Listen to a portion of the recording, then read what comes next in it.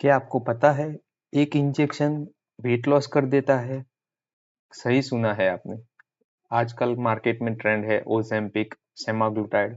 अगर आप मेडिकल से रिलेटेड स्टूडेंट हो तो आपने जरूर सुना होगा, और नहीं होगे तो भी आपने रील्स वगैरह में किधर तो देखा होगा। तो आइए आज हम जानते हैं कैसे एक इंजेक्शन आपका वेट लॉस कर सकता है, डायबिटीज भी कंट्रोल कर सकता है, बहुत सारे उपयोग है। तो चलिए शुरू करते हैं। Semaglutide introduction, long-acting GLP-1 receptor agonist transforming diabetes and obesity care। तो सबसे पहले बात करते हैं क्या है सेमाग्लूटाइड। सेमाग्लूटाइड एक GLP-1 एगोनिस्ट है। तो GLP-1 क्या है? तो GLP-1 is an incretin hormone released from L cell into the intestine in response to the food intake। GLP-1 हमारा हार्मोन है जो हमारी बॉडी में पहले से ही मौजूद है, और वो क्या करता है, तो जैसे हम खाना खाते हैं और ब्लड शुगर लेवल जो बढ़ेगा, उसके रिस्पॉन्स में ये रिलीज होगा, किधर से, तो एल सेल से रिलीज होगा। तो उसका काम क्या है, तो बीटा सेल से इंसुलिन को रिलीज करना, अल्फा सेल में जो ग्लूकागोन का सिक्रेशन है उसको रिड्यूस करना, गैस्ट्रिक एम्प्टिंग टाइम है, जैसे कि हमारा पेट खाली होने का जो टाइम है वो रिड्यूस करेगा, और प्रमोट सेटिएटी और रिड्यूस एपेटाइट। सेटिएटी मतलब जब हम खाना खाते हैं तब एक टाइम बाद हमें लगता है कि बस अब बहुत होगा, तो ये होता है सेटिएटी। और रिड्यूस एपेटाइट मतलब भूख को कम करता है। तो what is semaglutide? Semaglutide is synthetic analogue of GLP-1 in which specific amino acid changes and addition of fatty diacid side chain allow strong binding to albumin, protection from DPP-4 degradation and prolong half life। तो ये थी पूरी chemical formulation semaglutide की।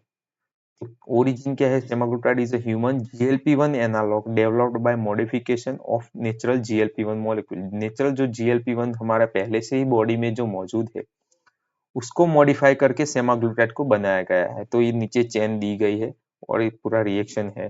Clinical use क्या है, तो सबको पता है टाइप 2 डायबिटीज मेलाइटस में। और नया जो आजकल उपयोग आया है, इसका नया यूज आया है क्रॉनिक वेट मैनेजमेंट। तो बहुत लंबे समय से ओबेसिटी के जो पेशेंट हैं उनमें वेट मैनेजमेंट के लिए ये है।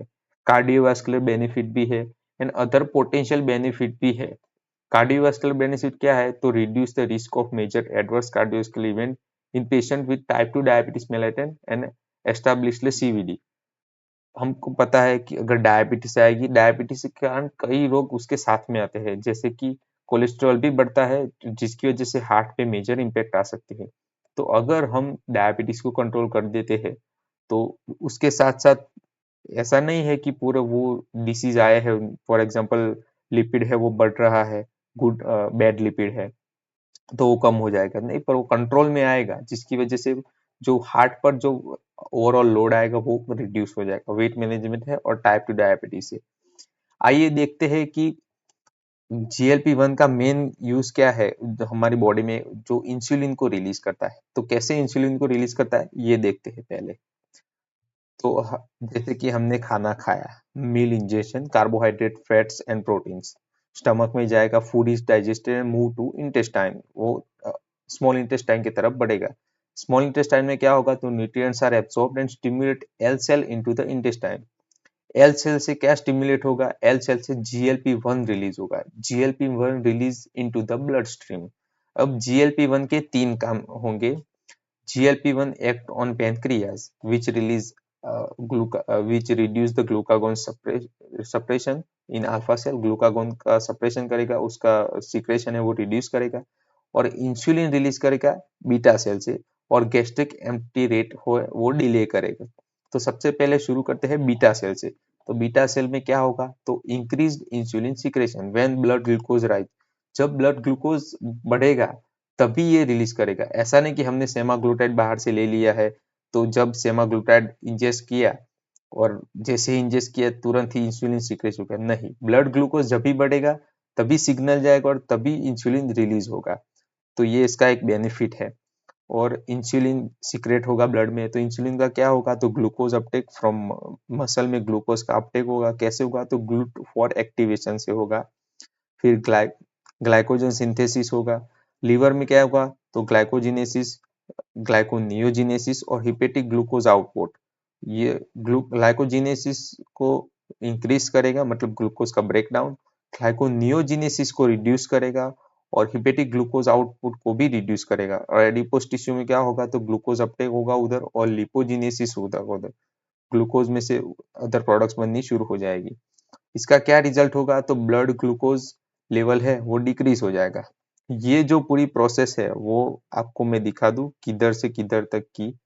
पहले मील इंजेशन, फिर स्टमक में उसका एब्जॉर्प्शन, फिर इंटेस्टाइन में इसका एब्जॉर्प्शन, फिर इंटेस्टाइन में एल सेल से क्या होगा, तो जीएलपी रिलीज होगा। जीएलपी रिलीज होने के बाद क्या होगा, तो पैंक्रियाज एक्टिवेट होगा, पैंक्रियाज में बीटा सेल होंगे, बीटा सेल में से इंसुलिन का सिक्रेशन होगा और इंसुलिन का सिक्रेशन में फर्स्ट मसल पे एक्ट करेगा, फिर लीवर पे एक्ट करेगा, फिर एडिपोज टिश्यू पे एक्ट करेगा। अल्टीमेट रिजल्ट क्या है, तो ब्लड ग्लूकोज लेवल है वो डिक्रीज होगा और रिटर्न टू नॉर्मल आएगा। फिर अल्फा सेल में क्या इफेक्ट होगा, तो ग्लूकागोन का जो सिक्रेशन है वो सप्रेस होगा, which means GLP-1 suppress the glucagon release from alpha cell, जिसकी वजह से क्या होगा, तो लीवर में ग्लूकोनियोजिनेसिस है वो रिड्यूस होगा और ग्लाइकोजिनोलाइसिस है वो भी रिड्यूस होगा और हिपेटिक ग्लूकोज आउटपुट है वो भी रिड्यूस होगा, तो ग्लूकागोन के सप्रेशन से। फिर क्या होगा, तो गैस्ट्रिक एम्प्टी रेट भी डिले करेगा GLP-1। ओवरऑल क्या होगा, बेटर पोस्ट प्रेंडियल मील ग्लूकोज कंट्रोल, खाने के बाद जो ग्लूकोज का जो नॉर्मल लेवल तक कंट्रोल आना चाहिए वो आएगा। Prevent high blood sugar spike, फिर support energy balance, promote satiety and weight control. Satiety मतलब जैसे हमने पहले बात की फुलनेस, खाने के बाद ऐसा लगा कि बस अब हो गया, वो लेवल तक क्या कौन लाएगा, तो GLP-1 लाएगा। अब हम बात करेंगे GLP-1 के डीप में कि GLP-1 कहाँ कहाँ एक्ट करता है। तो मैकेनिज्म एक्शन ऑफ सेमाग्लूटाइड जो कि GLP-1 एनालॉग है, ये होगा GLP-1 हमारा, जैसे कि semaglutide long acting GLP-1 receptor agonist, ये GLP-1 की तरह उसके रिसेप्टर पे बाइंड होगा और GLP-1 की तरह ही उसकी इफेक्ट देगा।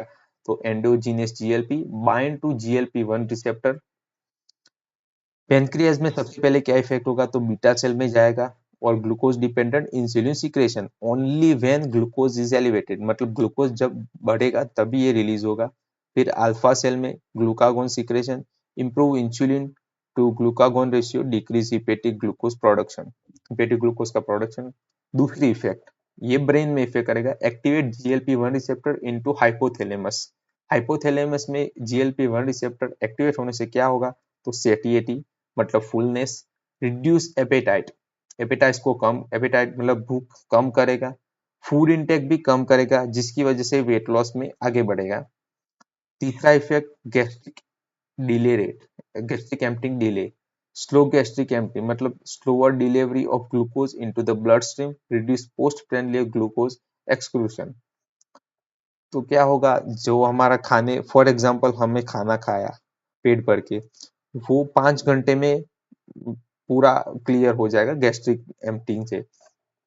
तो सेमाग्लूटाइड लेंगे तो क्या होगा, तो वो 5 की जगह 8 घंटे में क्लियर होगा, जिसकी वजह से ग्लूकोज जो है वो हमारे जो ब्लड में एब्सॉर्ब हो रहा है वो धीरे धीरे रिड्यूस होगा, तो इंसुलिन का जो वर्कलोड है वो भी बैलेंस रहेगा। नेक्स्ट है वो लीवर में है, रिड्यूस ग्लूकोज प्रोडक्शन रिड्यूस होगा, direct effect on liver GLP-1 receptor and hepatic glucose production भी रिड्यूस करेगा, जिसको हम कहते हैं ग्लूकोनियोजिनेसिस। लीवर में ही ग्लूकोज का प्रोडक्शन है वो भी रिड्यूस होगा, इंप्रूव फास्टिंग ब्लड ग्लूकोज। और एडिपोज टिश्यू में क्या होगा, तो एडिपोज टिश्यू में रिड्यूस एपेटाइट और फूड इंटेक रिड्यूस होगा, जिसकी वजह से इंप्रूव ग्लाइसेमिक कंट्रोल होगा और जो एडिपोज टिश्यू में जो फैट और मास है वो हमारा रिड्यूस होना शुरू हो जाएगा, जिसकी वजह से बॉडी वेट रिड्यूस होगा। अब हम बात करेंगे जो आज का हमारा मेन टॉपिक है, सेमाग्लूटाइड कैसे ब्लड ग्लूकोज तो कम करेगा ही, पर उसके सिवा बॉडी वेट कैसे कम करता है। mechanism of action of semaglutide on weight loss. Semaglutide is long acting GLP-1 receptor agonist जो हमको पता है। पहले सेमाग्लूटाइड, फिर क्या होगा, ये जो हम मैकेनिज्म की बात करेंगे इस सेक्शन में, वो पूरे एक्शन का मिल के लास्ट एंड इफेक्ट आएगा वेट लॉस में। तो ब्रेन पर क्या इफेक्ट होगा, तो सबको पता है, जैसे हमने बात की हाइपोथैलेमस में काम करेगा, GLP-1 रिसेप्टर पे सेटिएटी को इंक्रीज करेगा मतलब फुलनेस को, तो खाना हम जल्दी खा के, मतलब अगर हम 5 रोटी खाएंगे तो 3 रोटी में हमको फुलनेस होगा, महसूस होने लगेगा, और एपेटाइट मतलब भूख को कम करेगा। ये दोनों होने की वजह से फूड इंटेक रिड्यूस हो जाएगा। तो ये थी पहली फैक्ट। दूसरा, gastric empty delayed, semaglutide so gastric empty then food stay longer into the stomach and prolong the fullness after meal. कुछ लोगों को ऐसा होता है कि खाना खाया 2 घंटे में फिर से भूख लग जाती है, जिसकी वजह से वो भी वेट को इंक्रीज करने का एक बहुत बड़ा फैक्टर है। अगर हम सेमाग्लूटाइड लेते हैं तो semaglutide slows gastric emptying, food stay longer into the stomach, stomach में बहुत देर का फूड रहेगा, तो क्या होगा, तो फुलनेस होगा वो ऐसे मेंटेन रहेगा। तो ये दूसरी। तीसरी इफेक्ट है एडिपोज टिश्यू में। अगर हमारे में एनर्जी स्टोर है एडिपोज टिश्यू में, जैसे हमको पता है, अगर हम हमारे बॉडी को 5 रोटी की नीड है, अगर हम सेमाग्लूटाइड ले रहे हैं तो 5 रोटी नहीं आएगी, 3 ही रोटी खा पाएंगे। तो 2 रोटी का जो एनर्जी है वो बॉडी कहाँ से लाएगा, तो इधर से लाएगा। जो 2 रोटी को जो एनर्जी की वो जो गैप है वो एडिपोज टिश्यू में से फिल होगा। अगर एडिपोज टिश्यू में से ही जो एनर्जी हम ले रहे हैं, एडिपोज टिश्यू में ही जो एनर्जी हम ले रहे हैं, एनर्जी इधर से ही आएगी, तो क्या होगा, तो नेगेटिव एनर्जी बैलेंस होगा, metabolise of food store, increase lipolysis. जो लिपोलाइसिस है, लिपोलाइसिस की वजह से जो अंदर फैट स्टोर है वो उसमें से एनर्जी कन्वर्ट होगी। एनर्जी कन्वर्ट होने की वजह से वो जो फैट स्टोर है वो धीरे धीरे कम होगा, और उसकी वजह से फैट मास है वो धीरे धीरे कम होगा। फिर क्या होगा, तो कैलोरी इंटेक रिड्यूस होगा, एनर्जी एक्सपेंडिचर और अनचेंज्ड स्लाइटली इंक्रीज्ड। मतलब इसका मतलब क्या है कि फूड इंटेक कम हो गया तो एनर्जी की जरूरत है वो कहाँ से लेगा, तो एडिपोज टिश्यू में से लेगा, और इसकी वजह से जो है वो धीरे धीरे बॉडी वेट रिड्यूस होना शुरू हो जाएगा। तो फाइनल रिजल्ट क्या है, तो sustained calorie deficient, reduce in fat mass specially visceral fat, जो हमारा स्टमक के आसपास होता है वो, और जिसकी वजह से अल्टीमेटली क्या है, तो बॉडी वेट कम होगा। तो ये सब सारी इफेक्ट ब्रेन से लेके शुरू होगी, स्टमक से शुरू होगी, एडिपोज टिश्यू से शुरू होगी, नेगेटिव एनर्जी बैलेंस तक पहुंचेगी, और अल्टीमेटली लास्ट में क्या होगा, तो बॉडी वेट रिड्यूस होगा। तो ये है पूरी मैकेनिज्म कि कैसे सेमाग्लूटाइड बॉडी वेट को रिड्यूस करता है। अभी हम बॉडी वेट को रिड्यूस करने के लिए ले रहे हैं, पर स्वाभाविक है कि हर चीज की कोई साइड इफेक्ट तो होती ही है। नोजिया, वॉमिटिंग तो सबकी साइड इफेक्ट कॉमन ही है। डायरिया है, कुछ पेशेंट को डायरिया हो जाता है तो कुछ पेशेंट को कॉन्स्टिपेशन हो जाता है। एब्डोमिनल पेन और ब्लोटिंग, ये सब साइड इफेक्ट है।